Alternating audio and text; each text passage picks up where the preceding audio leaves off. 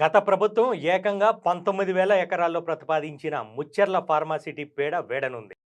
కాలుష్యం బారిన పడితే తమ గతి ఏం కావాలన్న లక్షలాది మందికి సమాధానం దొరికింది.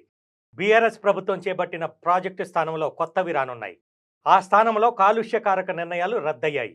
అవే భూముల్లో ఆరోగ్యకరమైన ప్రాజెక్టులను చేపట్టేందుకు కాంగ్రెస్ ప్రభుత్వం ముందడుగు వేస్తోంది. హైదరాబాద్, సికింద్రాబాద్, సైబరాబాద్ ఇప్పుడు ముచ్చెర్లను ఫోర్త్ సిటీగా రూపొందించాలని నిర్ణయించింది కాంగ్రెస్ ప్రభుత్వం.